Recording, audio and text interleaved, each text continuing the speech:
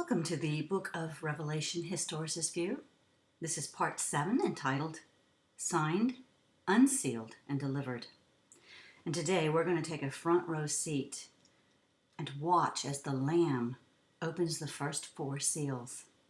Now last time we discussed why it was so important for this document to be opened, and that without it, the official transfer of ownership of the earth could not be completed. And as Emmaus Ministries International reminds us, the scroll is sealed. Witnesses' names are on the outside. The terms and conditions are on the inside. As long as the scroll remains sealed, the inheritance remains forfeited. Until some rich relative could come to the aid of the one whose inheritance was lost, buy back his land, and unseal the scroll, the inheritance remained legally forfeited. All of the terms and conditions written inside the scroll remained in effect until it could be legally redeemed by someone qualified to act as kinsman redeemer. Now, Messiah has won the right to claim planet Earth as his own through his finished work on the cross. But when this part of the ceremony is over, heaven will utter another "it is done" in chapter 16, verse 17, as the 7th bowl judgment is poured into the air. In fact, Jesus himself will repeat a 3rd "it is done" in chapter 21, as New Jerusalem descends from God. But let's look closer at this phrase because it is different from what Yeshua utters on the cross. In chapter 16, verse 17, John tells us, "And the 7th angel poured out his vial into the air, and there came a great voice out of the temple of heaven from the throne, saying, 'It is done.'" Now, there's one Greek word for this phrase. It's ginomai, and it is best translated to come into being. It's also translated as to come to pass, and here as we see it in our verse, to be done. But the best one really is to come into being or to be born. In Genesis chapter 1, verse 3, God is saying, "Let there be light," and there was light. He's really saying, when you look at the Septuagint, the Greek translation, ginomai or, and then he repeats it, ginomai or. And the most literal translation is, "Let light come into being," and light came into being. So in this sense, what's coming into being right here at the end of everything? This is chapter 16. This is the final judgment. Messiah is about to return. I think New Jerusalem is coming into being, and a new heaven and a new earth. And that's something to ponder right there. Now remember the last time I told you also that in every set of judgments, the first 4 judgments are closely related in both time and theme. Time, that is, one happens almost on the heels of the one before it. And theme, they're going to affect their intended target in a similar fashion. Now in the case of the first 4 seals, we see a white horse, a red horse, a black horse, and a pale horse, or green, depending upon your version. But this is not the first time that these colored horses have appeared in scriptures. In the book of Zechariah, chapter 6, the prophet has a vision of what I believe are these same horses, only his have a slightly different mission. Zechariah's people have just recently returned from Babylon, and he foretells the rebuilding of the temple in Jerusalem. And God is warning his people not to do like their fathers did, or they're going to end up back in captivity, which is exactly what happens. Zechariah is a beautiful book about hope. It's interspersed with warnings, much like all of the prophets, because that is chiefly God's message. Obedience brings life, and disobedience brings death. Now, as to these horses that Zechariah sees, he tells us in verse 1, "Then I turned and raised my eyes and looked, and behold, 4 chariots were coming from between 2 mountains, and the mountains were mountains of bronze. With the first chariot were red horses, with the second chariot black horses, with the third chariot white horses, and with the 4th chariot dappled horses. They were strong steeds." He goes on, or the writer of this article goes on to say that these 4 chariots, really, Zechariah sees the horsemen and one rider in chapter 1, but they're just observing. They're on reconnaissance, he tells us. And by the time we get to chapter 6, these 4 chariots and their horses seem to be hostile agents of God's judgment, emissaries of his war against the earth. And then this writer tells us that in the usual scriptural symbolism, red speaks of war, black of famine and death, white of victory, and grizzled or spotted of pestilence. Now, in his vision, these horses are going out to punish the nations, particularly Babylon and Egypt, who went too far in their punishing of Israel. And so the Lord is going to repay them. But in the book of Revelation, we're going to see that the horses John sees are also dispatched from the throne of God. The biggest difference between these are, of course, the timing and the order. In Revelation, the white horse will lead, whereas here in Zechariah, the red horse leads. So I just want to remind you that the purpose of these seal judgments is to weaken the 4th beast of Daniel's vision, and that is the Roman Empire. This is why it is good news to the believers. These judgments weren't focused on them at all. This was focused on their enemy, God's enemy, the enemy of God's people. All right, we're going to look at the first seal and its symbolism. And we read in chapter 6, verse 2, John says, "And I saw, and behold, a white horse. And he that sat on him had a bow, and a crown was given unto him. And he went forth conquering, and to conquer." So we see this writer has a white horse, he has a bow, he's given a crown, and he goes out conquering. Now, let's also remember that John received the revelation in 96 AD, and our goal is to look for historical events that may have fulfilled these prophecies. And we naturally ask then, what is the history behind this white horse? Now, Albert Barnes, the Bible commentator of the 1830s, we've seen him before, he actually tells us where to begin to look. He says, "It is to be presumed that the events referred to in the opening of the first seal would occur soon after the time when the vision appeared to John in Patmos. This is clear," he says, "not only because that would be the most natural supposition, but because it is fairly implied in Revelation chapter 1, verse 1. Remember, these things must quickly come to pass, and the word was actually speedily." He goes on to say then, "We therefore naturally look for that beginning in the age succeeding the time of the apostle and the reign of Domitian." So now we're going to look at the general symbolism of this seal. And we see the white horse, which can mean some kind of triumph or joyous occasion, usually where there's success or celebration, possibly during a time of peace or prosperity. A lot of times, white horses were used in marriage celebrations or coronations, or again, when a victor has come back, the battle is over and he's entering back into the city triumphantly. Then we see the bow, which might denote anyone who exerted power over others or who achieved any kind of conquest over them. And even in times of peace, notice there are no arrows at least mentioned with this bow. It's very interesting.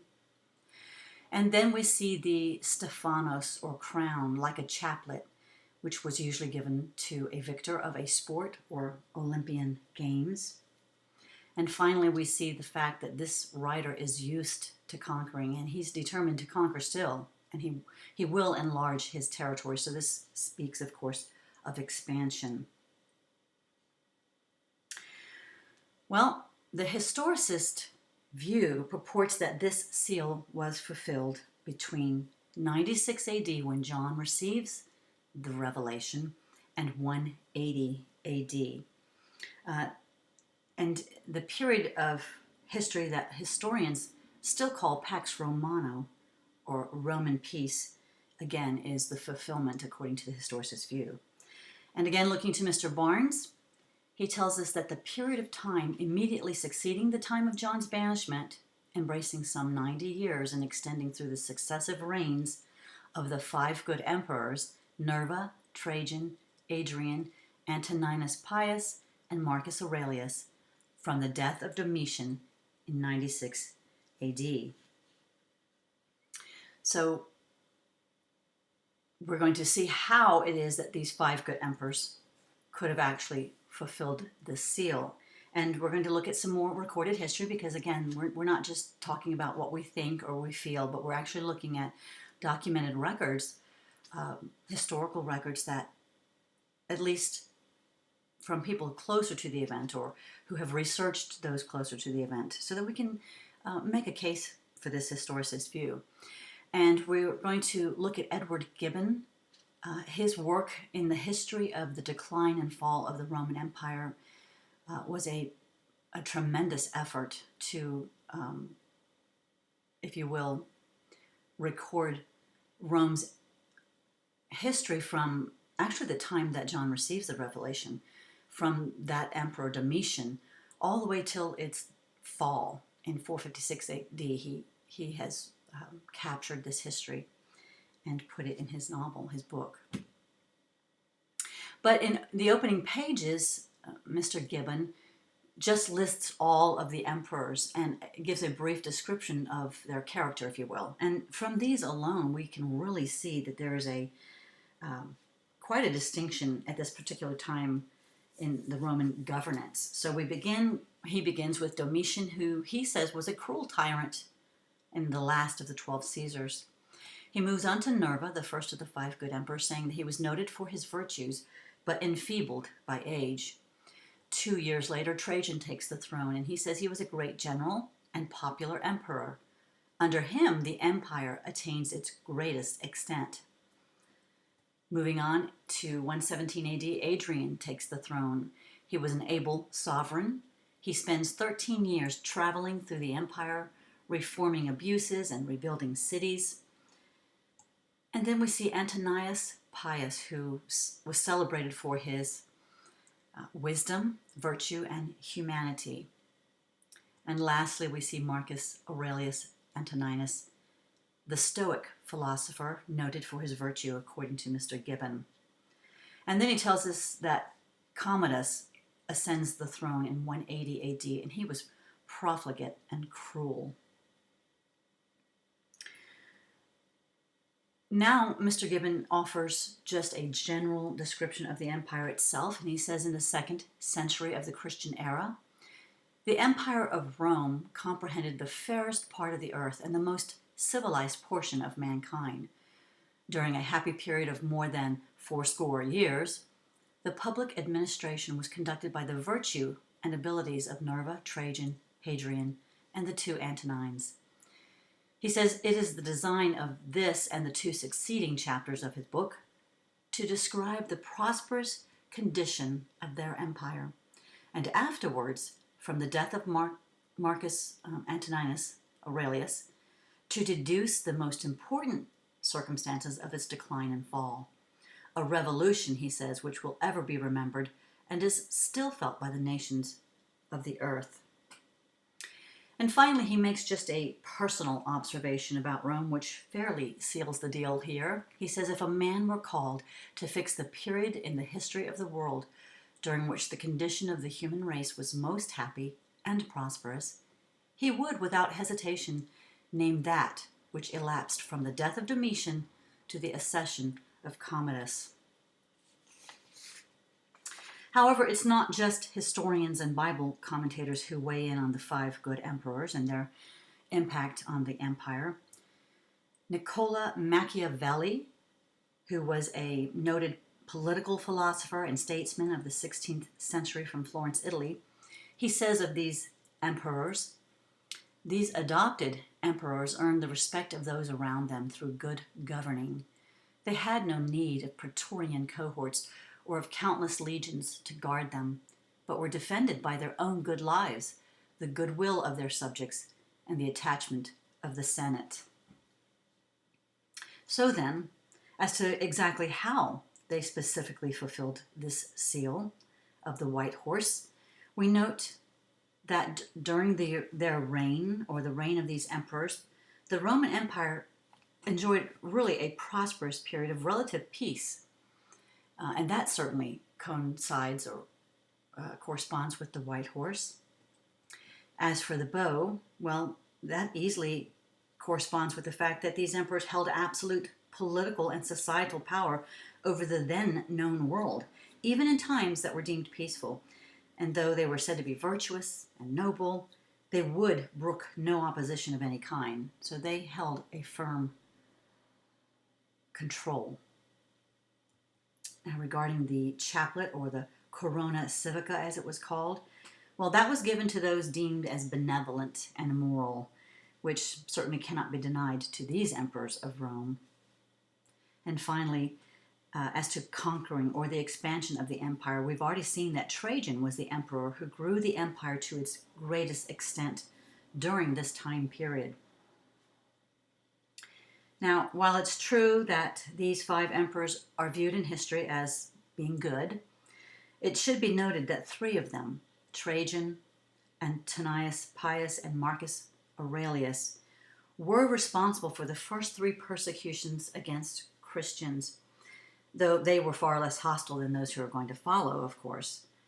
Perhaps the most that could be said of these 5 good emperors is that they ran a tight ship, and they were moral pagans, kind of like we find in our governments today.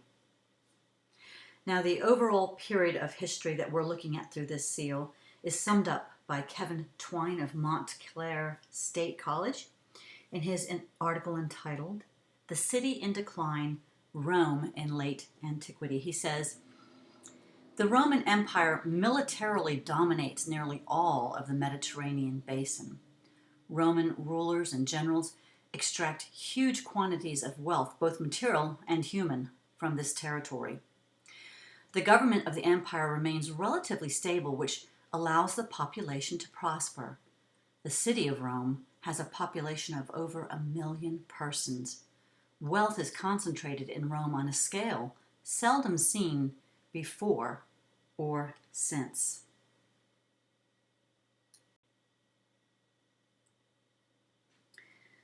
Now, while the Historicist View, as we've just seen, thinks that the Pax Romana period of Roman history is the best fulfillment of this rider on the white horse, there really is another possibility, another possible identity of the rider on the white horse. And in fact, some of the historicist proponents really were split on this idea.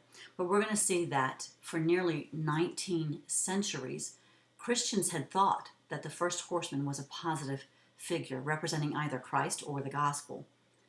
But a completely different interpretation of this character emerged in 1866 when C.F. Wemple defended the first hypothesis that the first horseman was the Antichrist. And indeed today there are still those who view this rider as Christ or his gospel. And you might remember me saying in some of my opening introductions that I can see the 2 white horses of Revelation as being Christ's first and second comings, acting like bookends around 2,000 years of church history. Well, the point is that for most of those 2,000 years, Christ, being this rider, was the predominant view. But for those who prefer to see this rider as the Antichrist, we have the preterist view. Remember, this is the view that thinks everything was fulfilled by 70 AD with Jerusalem's destruction. And they believe that this white horse was the Antichrist, and that it was actually the Emperor Nero who did violently persecute Christians in 66 AD. And of course, the futurist view sees a coming global leader to be the Antichrist, who will bring a false peace, and they believe that this rider represents him.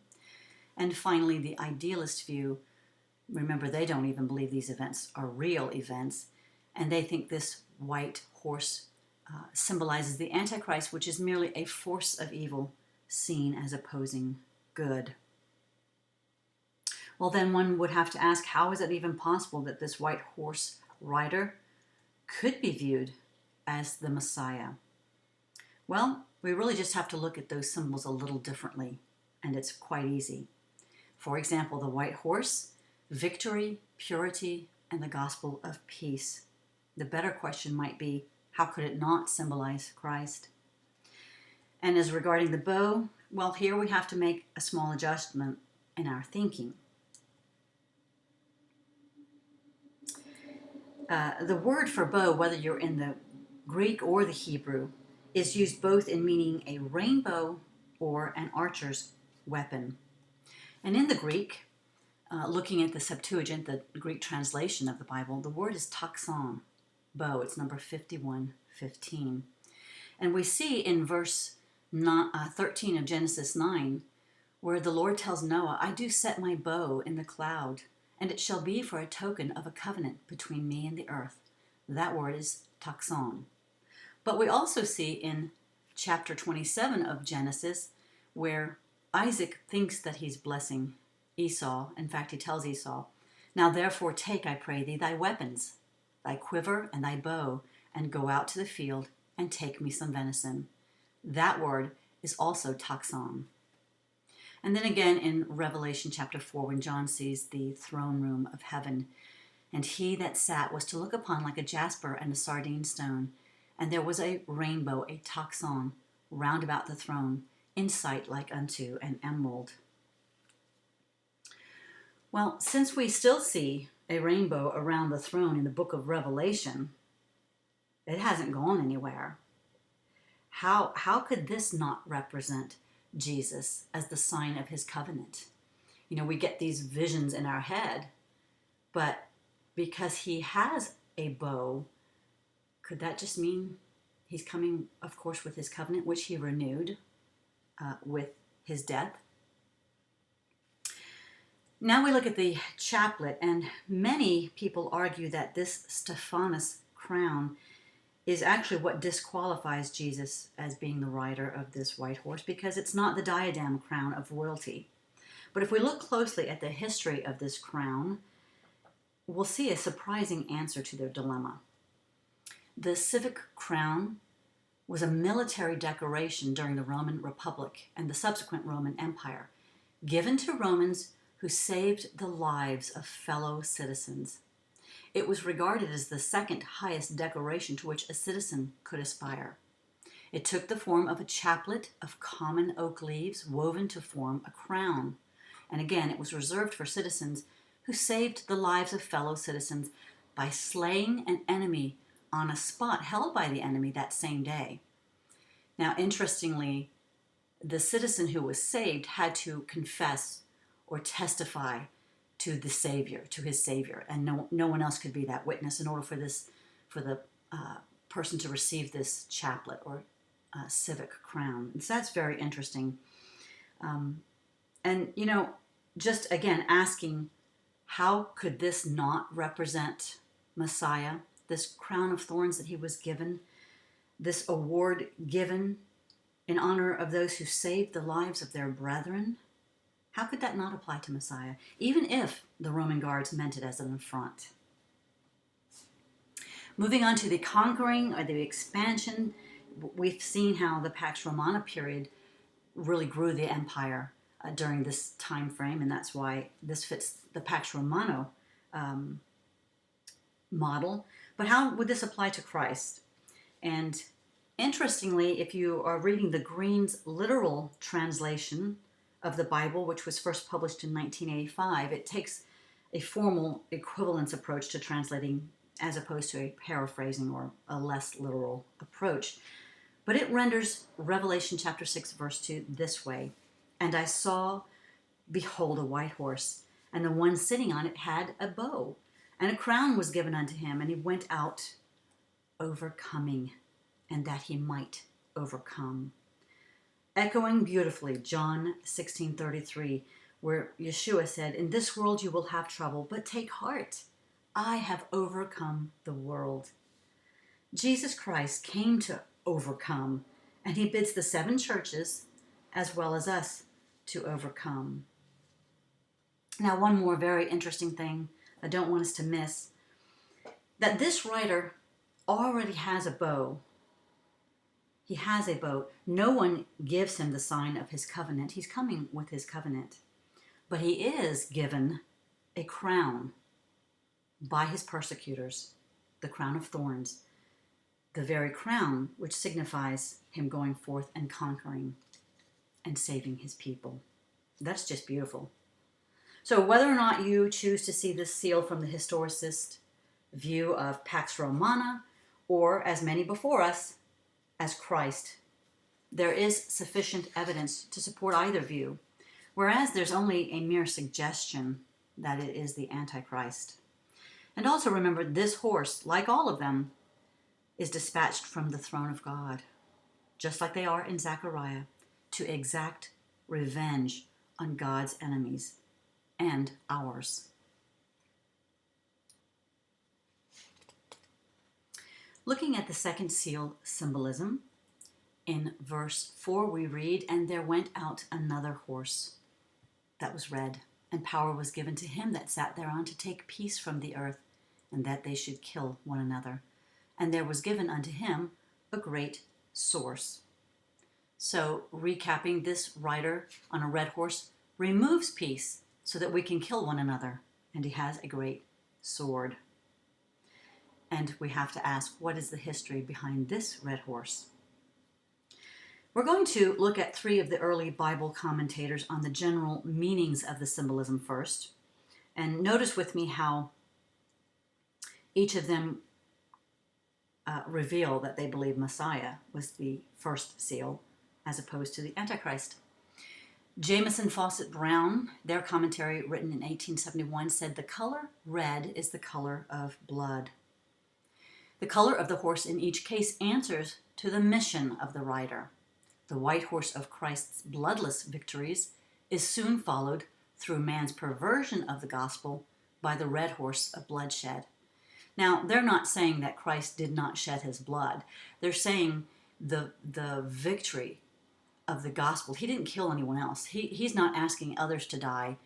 I'm going to kill you if you don't believe what I say. That's coming, though.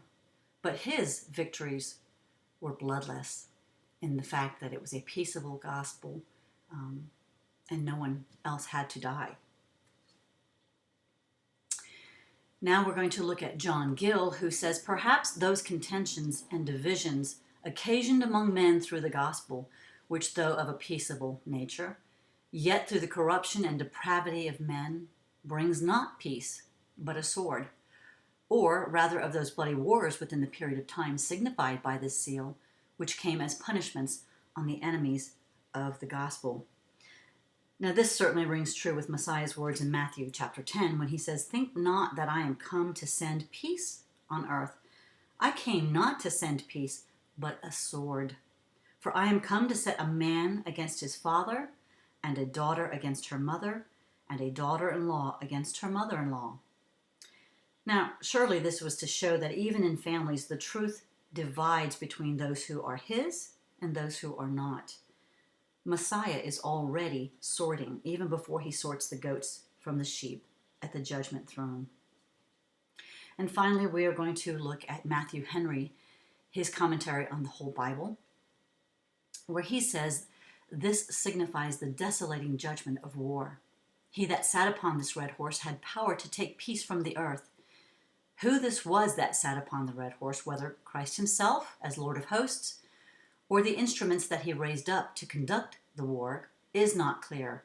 But this is certain, that those who will not submit to the bow of the gospel must expect to be cut asunder by the sword of divine justice. And also that Jesus Christ rules and commands not only in the kingdom of grace, but of providence. In other words, in the kingdoms of men. And finally, that the sword of war is a dreadful judgment. Now, the very fact that this writer is authorized to take peace from the earth really just serves to confirm the interpretation of the first seal, which the historicist view purports to be Pax Romana. It really was a peaceful period. This is not a false peace that the Antichrist fashions. And we see again that this great sword, says Mr. Barnes, is an emblem of war, of slaughter, of authority, and is used here as signifying that that period would be characterized by carnage. The writer was presented with a sword as a symbol of what would occur. Okay, so if the first seal of the white horse has been correctly interpreted to be Pax Romana, the 84 years of peace, prosperity, and expansion of the Roman Empire, then what quickly follows on its heels is the red horse of the period of disorder from 180 to 284 AD. And we now will venture to find its historical fulfillment. Looking into Albert Barnes, who says, in inquiring now into the period referred to by this symbol, we naturally look to what immediately succeeded the one which was represented by the opening of the first seal. That is, the period which followed the accession of Commodus in 180 AD. We shall find, in the events which succeeded his accession to the empire, a state of things which remarkably accords with the account given by John in this emblem, so much so that if it were supposed that the book was written after these events had occurred, and that John had designed to represent them by this symbol, he could not have selected a more appropriate emblem. The only authority which it is necessary to refer to here is Mr. Gibbon, says Mr. Barnes, who, as before remarked, seems to have been raised up by a special providence to make a record of those events which were referred to by some of the most remarkable prophecies in the Bible. He says that Mr. Gibbons had the highest qualifications for an historian. His statements may be relied upon as accurate. And while he had no belief in the inspiration of the prophetic records, he was not a Christian, therefore his testimony will not be charged with partiality in their favor. Now, if this time period is the fulfillment of the second seal, then we naturally are going to expect to find a tumultuous history that will completely contrast that of the previous century. And so says James Robinson and James Breasted in their piece entitled History of Europe, Ancient and Medieval. He says, for 50 years there was no public order at all, as the plundering troops tossed the scepter of Rome from one soldier emperor to another. Life and property were nowhere safe. Robbery and murder were everywhere. The disorder and fighting between rival emperors hastened the ruin of all business, till national bankruptcy resulted. In this tempest of anarchy, during the 3rd century of our era, they say the civilization of the ancient world fell into final ruin. Now, this description of the Roman Empire at this precise moment in time corresponds pretty well with the symbolism of the red horse whose rider wields a great sword. Bloodshed, unstable government, civil war, political intrigue. These are the descriptive elements of this writer, and they fit well this period of the Roman Empire's history. And confirming this is lumenlearning.com when they tell us that the crisis of the 3rd century, also known as military anarchy or the imperial crisis, was a period in which the Roman Empire nearly collapsed under the combined pressures of invasion, civil war, plague, and economic depression. The crisis began with the assassination of Emperor Severus Alexander by his own troops in 235 AD, initiating a 50-year period in which there were at least 26 claimants to the title of emperor, mostly prominent Roman army generals, who assumed imperial power over all or part of the empire. 26 men were officially accepted by the Roman Senate as emperor during this period, and thus became legitimate emperors. In fact, the writer here, with no reference to the Revelation record, actually condenses the very outcomes that we shall see from the next several judgments that affect the Roman Empire. And looking again to Kevin Twine in his Rome in Late Antiquity, he says agricultural production falters, and the curtailment of foreign conquests slows the influx of wealth. 50 years of civil war, combined with increasing pressure from Germanic barbarians to the north, leads to virtual collapse of the government and economy. So this seal of this red horse wielding a great sword with blood and carnage and civil war and the death from that, but certainly weakening this Roman Empire, this fourth beast of Daniel, fits really well with this period of disorder.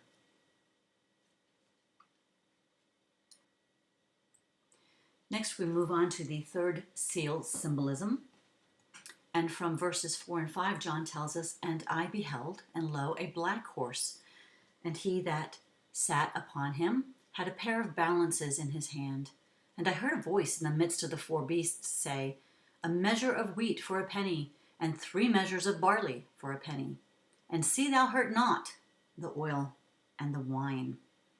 So recapping, this rider on a black horse holding what seems to be a pair of balances, and we hear this measure of wheat for a penny, 3 measures of barley for a penny, and this instruction not to hurt the oil and the wine. Very curious, and we ask, what's the history behind this black horse? Well, we're going to begin with sensationalcolor.com and their symbolism and meaning of the color black. They say black represents evil, darkness, night, and despair. It's the color used to convey certainty and authority. And when used in opposition with white, it's a symbol of the eternal struggle between day and night, good and evil, and right and wrong. Well, certainly despair is going to be the predominant characteristic of this next period of the Roman Empire's history. And we're going to begin to look at this by checking out BibleTool.org's History of the Scales. They tell us until recently, scales were the commonly used means of weighing substances. In ancient times, the value or quantity of a thing was determined by its weight. People bought and sold items by weight or measure rather than our currency-based system. And when mentioned in terms of foodstuffs, particularly bread, scales become a symbol of scarcity because normally bread would be sold by the loaf without much concern for exact weight. However, during a famine, when each ounce of flour was valuable, flour would be rationed by weight or measured, and neither the buyer nor the seller would want to be cheated.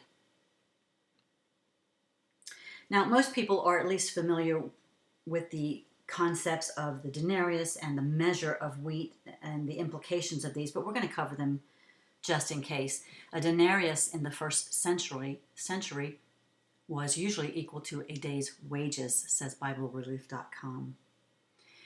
And a measure of wheat appears to have been the food allotted to one man for one day.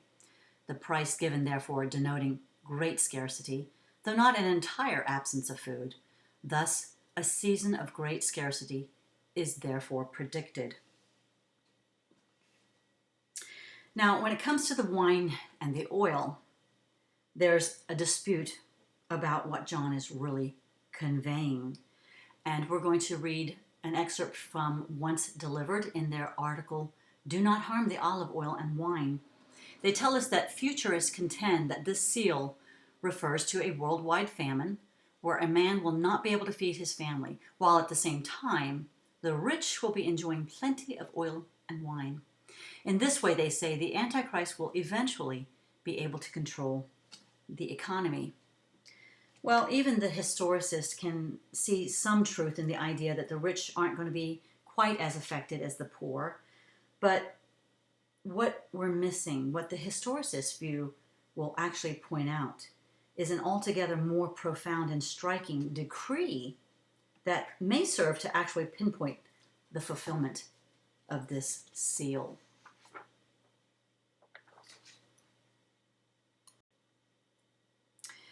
Now, as we begin to unwrap the historicist interpretation, we're going to begin again at those scales. And even though we saw that scales were an important part of the economic system, is John really just telling us that food is going to be measured out and scarce?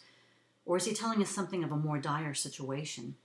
Well, to check that out, we have to look at the Greek words, both in the New and the Old Testament.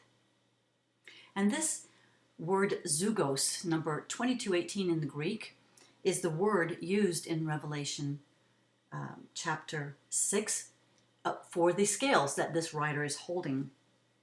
But its definition is to join, especially by a yoke, a coupling, that is, servitude. Now, this is the picture that we usually think about when thinking about what this writer is holding, but it really doesn't fit the definition of the Greek word that we just read. This is what we should actually be seeing, because it's a truer definition. Now, they're actually both indicated in this seal, but how are they yoked together? Well, we find the answer in Leviticus chapter 6, verse 13, where God tells Moses, I am the Lord your God, which brought you forth out of the land of Egypt, that ye should not be their bondmen. And I have broken the bands of your yoke and made you go upright. Now, the word yoke and even the word bondman, they're the same Greek word, and you guessed it, in the Septuagint, it's zugos. So whatever it is that John is meaning to hint at, scripturally speaking, it has to be connected to bondage. In point of fact, the crossbar of a set of balances or scales is what is referred to as the zugos. And so in this alternative definition, we see a zugos is something that unites two elements to work as one unit, like when two pans or weights operate together on a balance scale, or a pair of oxen pulling a single plow. Okay, John, or should we say Jesus, seems to be telling us, warning us that just as in Egypt and the 7 years of famine, this writer means to enslave those who are dependent upon him. Now, the historicist view puts this black horse as the fulfillment of the Roman Empire's period of economic disaster, which naturally followed the disorder of civil war and political instability and government intrigues. And history is going to bear out that emperors bankrupted the treasuries of Rome. Rome couldn't keep a standing army or even hire mercenaries, and that's going to be a problem for them. And this trickle-down effect caused great poverty and societal upheaval. Clearly, these conditions warrant the cry, a day's wage for a loaf of bread. But what about that wine and oil? We've already seen that many people think this was John's way of saying that only the poor are going to be affected by this seal. But I think this proclamation is so specific that maybe, as the Lord often does, he might have intended this to be one of those hidden gems that we're supposed to seek out. I believe it's a signpost to confirm the historical fulfillment, and I'm going to show you why. And I'm going to begin with offering evidence that wine and oil were not commodities for the wealthy only, as some think. In fact, they were and still are staples today for most of the world. And we're going to look at the regional cuisines of medieval Europe. And they tell us one of the earliest medieval cookbooks in a language other than Latin was the book of Saint Sophia, written in 1324. The typical medieval sweet dessert seems to have appeared first in Catalonia in the 8th century and eventually evolved into a type of sweet pudding. Now, we're clearly not really interested in the sweet pudding. I don't know, some of you may be. But what we have before us is a written record dated around 1324. And that's a historical document. That could literally be used in a court of law, I believe. And it's going to speak to the fact of wine and oil being, for the general population, actually staples, as we'll see. The writer goes on, or the cookbook goes on to say, while poorly represented in cookbooks, the most common food for the general population, other than the regular staples of bread, wine, garlic, onion, and olive oil, included eggs, lamb, beef, goat, and pork. Okay, so they weren't just for the rich, but how are they signposts to help us navigate through these waters of Revelation? Well, Albert Barnes, in his commentary on chapter 6, by way of quoting English historian Edward Gibbon, whom we've already seen, leaves no doubt. He says, now it so happens that there were important events which occurred in the Roman Empire, and connected with its decline and fall, of sufficient importance to be noticed in a series of calamitous events which corresponded with the symbol here. They were such as these: A, the general severity of taxation, or the oppressive burdens laid on the people by the emperors. He goes on to quote Mr. Gibbon: the lands were measured to survey their nature, whether arable or pasture or woods, and it was distinctly reported, an estimate made of their common value from the average produce of 5 years. The number of slaves and cattle constituted an essential part of the report as well.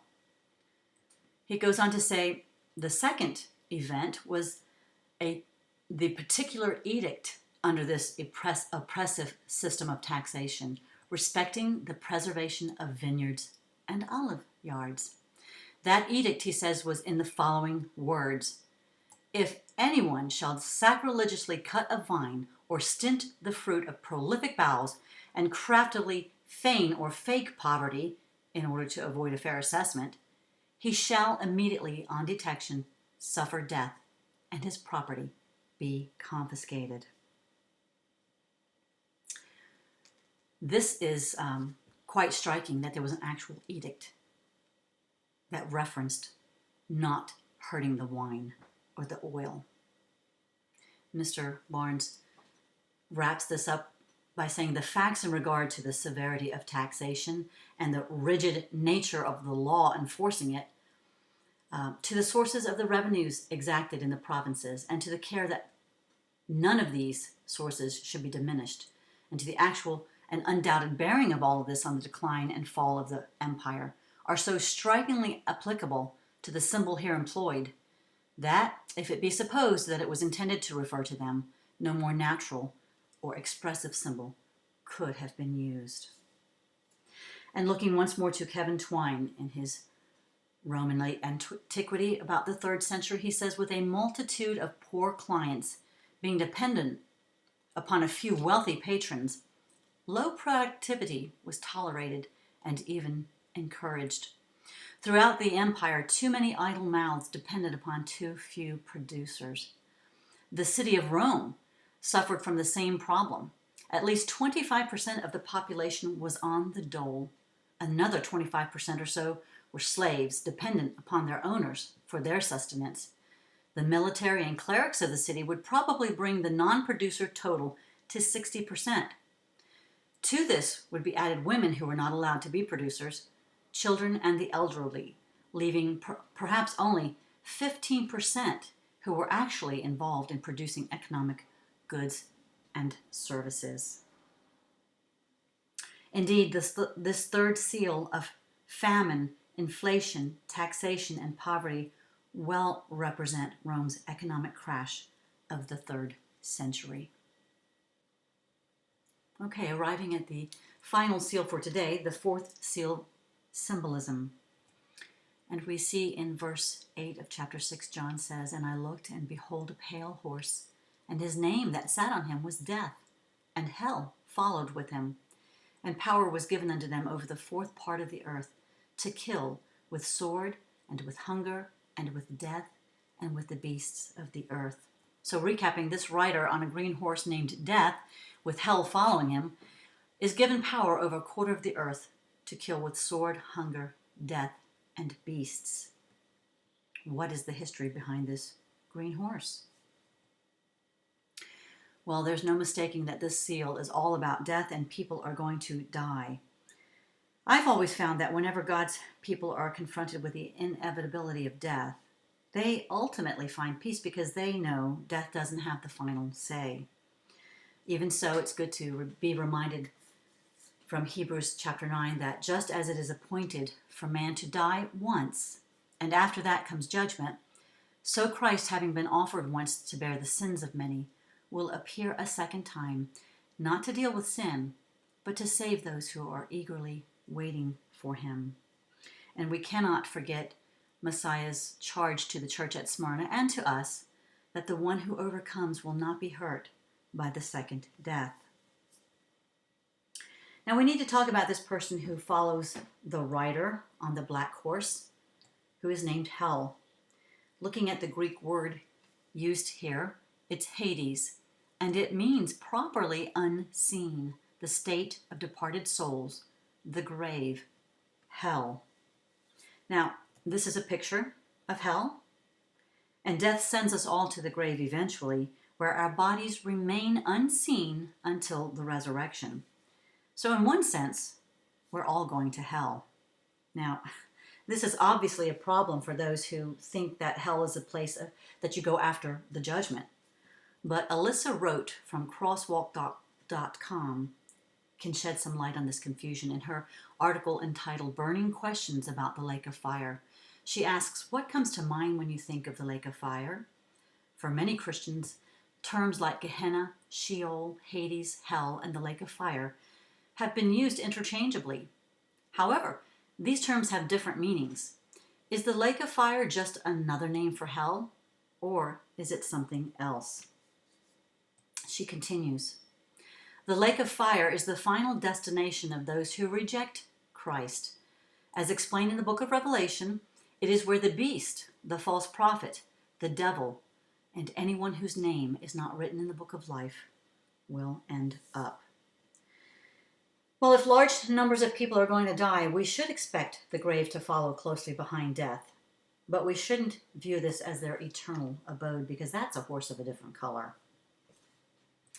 Next, we're going to look at the attributes or instructions given to the writer. He's given power over a quarter of the earth. That just tells us this is a far spread calamity. But let's not forget that the world stage in Revelation is the Roman Empire. Next, we see the sword, and we've already seen how that just really represents war. Hunger certainly corresponds with famine. And death with no visible cause. Now, this one is intriguing to say the least. Death has many weapons, and one of those weapons apparently is death.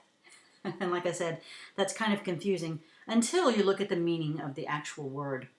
The word is thanatos, and it's really an adjective acting as a noun, meaning to be deadly.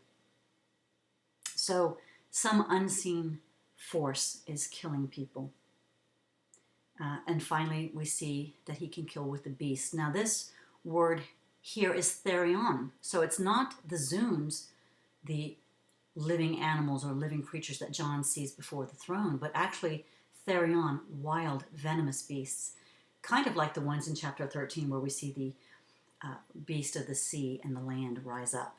Only it's not them, because they haven't even risen on the world scene at this point. So we're going to be looking for the different and various ways that this writer can kill.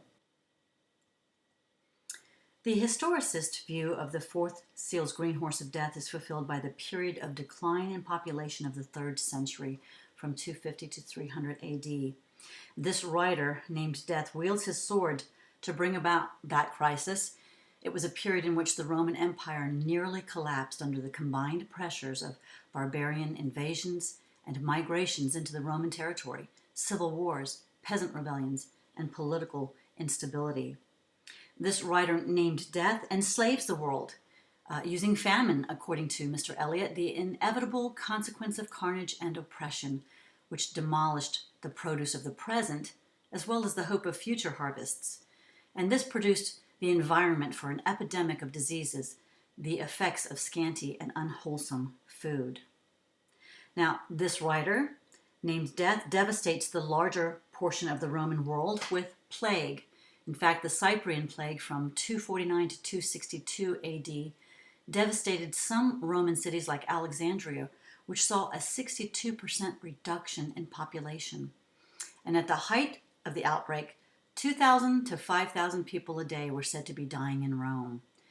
The agent of the plague is highly speculative because of sparse sourcing, but suspects have included smallpox, pandemic influenza, and viral hemorrhagic fever or filoviruses like the Ebola virus.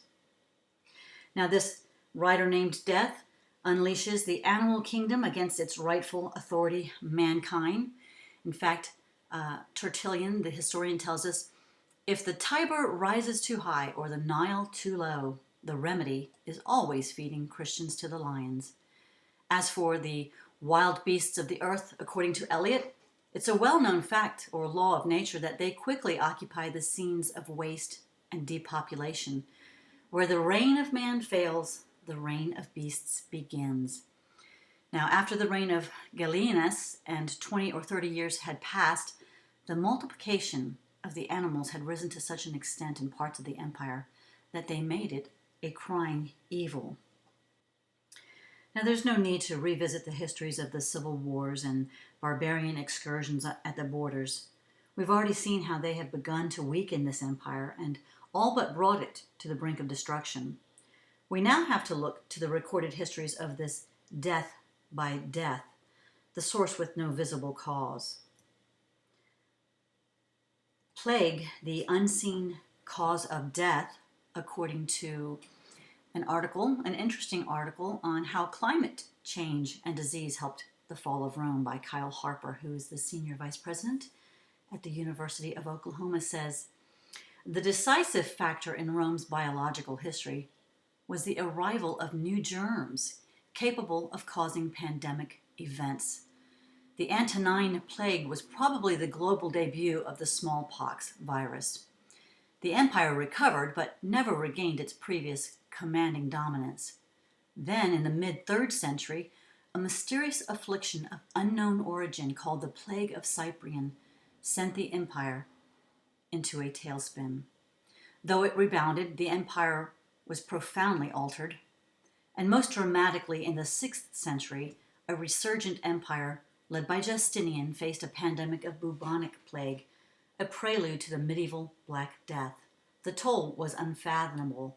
Maybe half the population was felled. So he stretches this history, of course, up into the 6th century, but certainly it's easy to imagine a quarter of the earth being killed by these plagues of sword, famine, civil war, wild beasts, and plague. All right, this next article by the Encyclopedia Britannica really sums up these first 4 apocalyptic horsemen. It reads, although any serious loss of territory had been avoided, the storms of the 3rd century had told with fatal effect upon the general condition of the empire. The Roman peace had vanished.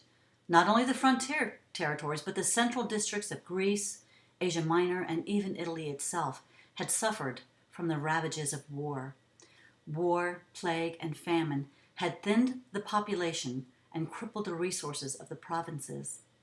On all sides, land was running waste, cities and towns were decaying, and commerce was paralyzed. Only with the greatest difficulty were sufficient funds squeezed from the exhausted taxpayers to meet the increasing cost of the defense of the frontiers. Now, this beast of Daniel's vision isn't going down without a fight. He's actually going to manage to eke out another century and a half before it succumbs to these judgments. But waiting in the wings, just off stage, is another beast. What's he waiting for? His resurrection. Okay, we kind of need to wrap this up. The first 4 seals, according to the Historicist View, were fulfilled by the plight of the Roman Empire from 96 to 300 AD. Like we've said before, the very purpose of these seals are to weaken this oppressive empire. And before it falls, it will have crushed God's sweet people mercilessly. So these judgments are good news to God's people, even if death is the ultimate price to pay for living in its grip, as we shall see next time. So, in a recap, we saw that the first seal of the white horse, with its peace and prosperity, stimulated the period known as Pax Romana from 96 to 180 AD. It began right after the death of Domitian, who exiled John to Patmos. Now, friends, never doubt that God can use a situation for his glory and your good. John would not have opted to go to Patmos, but it's there that Jesus revealed to him what now lies before us. And the gospel flourished under this seal immensely. Next, the second seal of the red horse with its political chaos and civil war, it incited the period of disorder from 180 to 284 AD. Now, at this time, the government of Rome was unstable, and whoever had the biggest sword ruled. Rome's instability invited the barbarians to their borders, and they began to test Rome's heretofore impenetrable perimeter. They're also going to wait backstage for the right moment. Then we see the third seal of the black horse with its inflation, taxation, and poverty. Well, this horse rider galvanized the period of economic disaster from 200 to 250 AD. This rider struck both the rich and the poor. The government couldn't keep a standing army or even hire mercenaries. And the attempt to exact the needed funds from the already desperate and impoverished populace only cripples the empire more severely. Finally, we see the fourth seal of the pale horse with its famine, plague, and persecution. This rider unleashes death through unimaginable means in Rome's period of decline in population from 250 to 300 AD. Though it's next to impossible to really know the population of the Roman Empire of antiquity, some sources put it at 75 million people at its greatest extent. The city of Rome, on the other hand, is more easily imagined to have hosted 1 million inhabitants before this horse. And Kevin Twine of the Department of Environmental, Urban, and Geographic Studies at Montclair State College estimates the city of Rome to have declined from about 1 million persons to 30,000 before the 2nd and 6th centuries. Well, for many of you, this may be the first time you've heard this interpretation of the horsemen of the apocalypse. And if you're not already familiar with church history, much less world history, it will be difficult to overlay the book of Revelation onto these and make the connections. I hope that you'll do some digging of your own, because the history is undeniable, even if there are differing interpretations. And by the time we finish this book, you will no doubt agree with me that if this historicist view is not the correct view, it certainly missed an incredible, if not unbelievable, opportunity to be so. And a serious Bible student will want to consider this possibility. For others, this historicist view will just not quench the insatiable hunger for super spiritual dainties. And to those, well, I would recommend a hearty dose of study and prayer, and perhaps a fast from sensationalism. I hope that you can join me next time when, on the book of Revelation Historicist View, we visit part 8, the fifth seal voices, where we will somberly join John at the foot of the altar and find the saints who held nothing back. Until then, stay well, happy studying, and shalom.